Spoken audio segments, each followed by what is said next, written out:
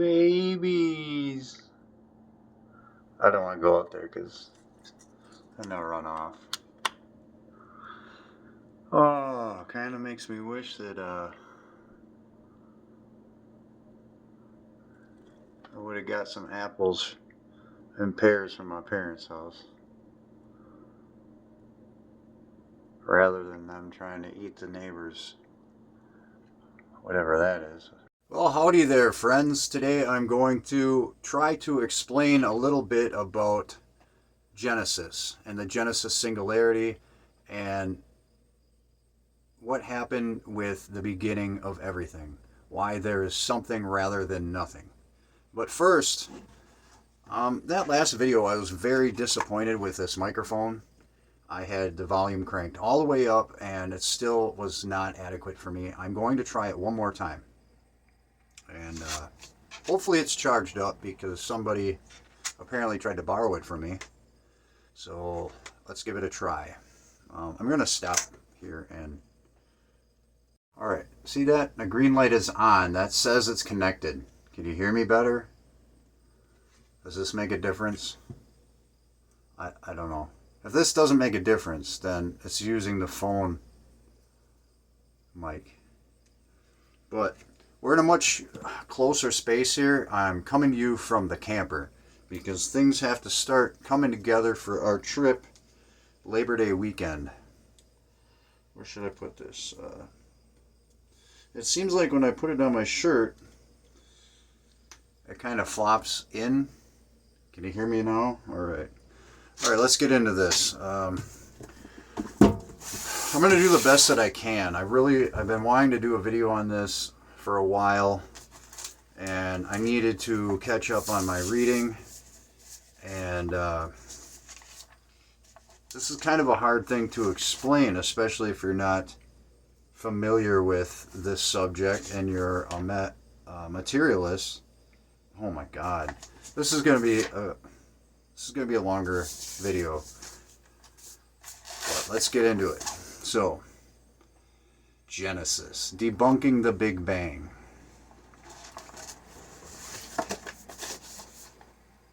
Today we're going to begin to try to explain how the holos came to be and how it appeared from nothing at all.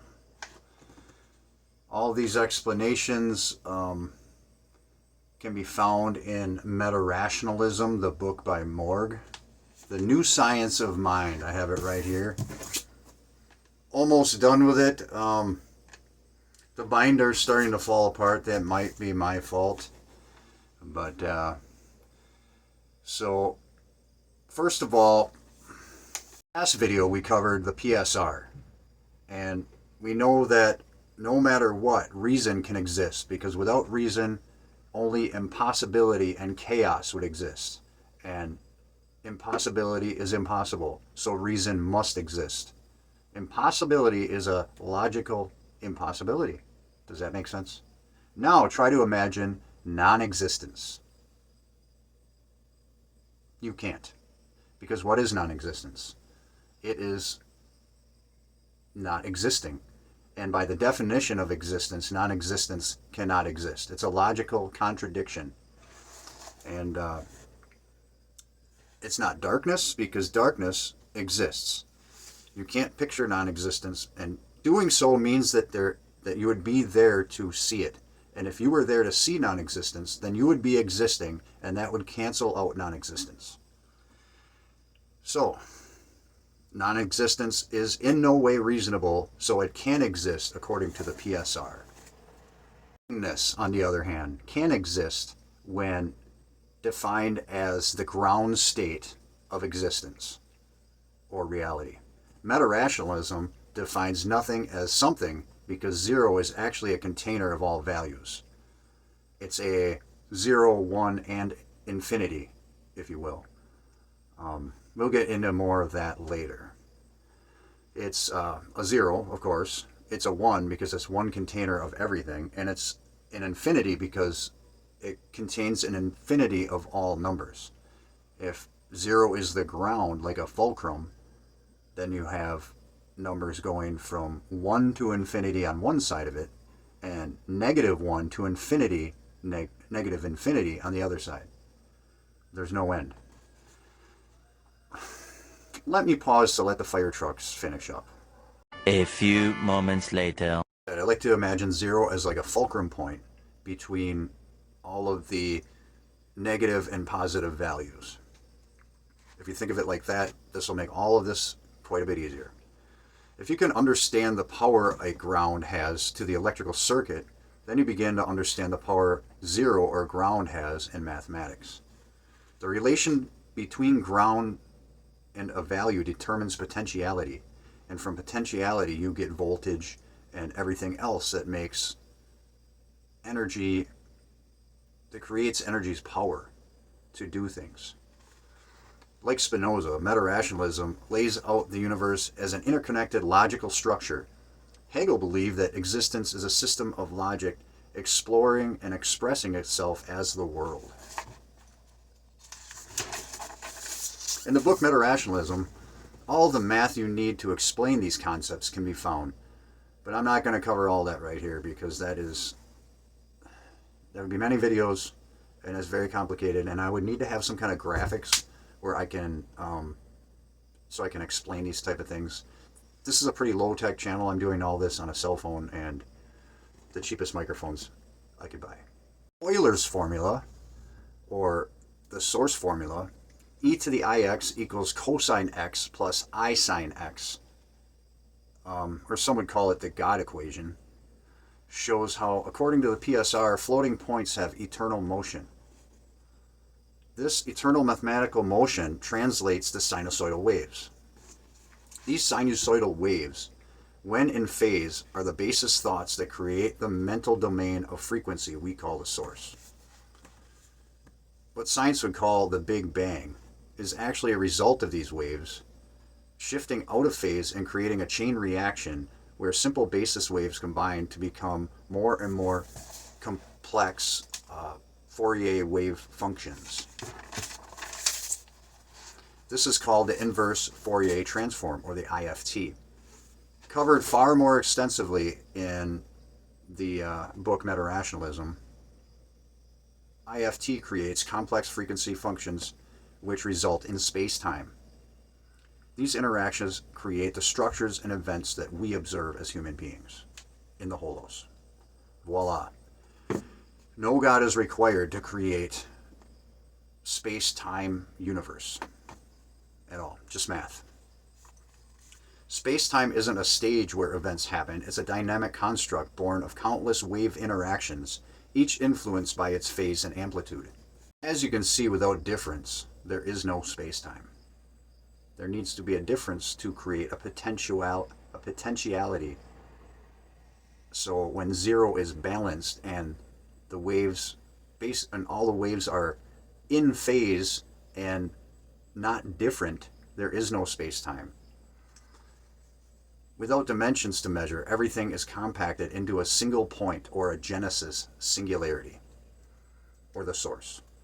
This is a rational alternative to the Big Bang Theory, providing a coherent foundation for existence. It bridges the physical and metaphysical, revealing a seamless reality. The Genesis singularity offers a universe emerging from unity rather than illogical, chaotic randomness that does not and cannot exist according to the PSR. Creation is an internal process or a cycle without beginning or end. Completely aligned waves of thought to complex Fourier. Let me say that again.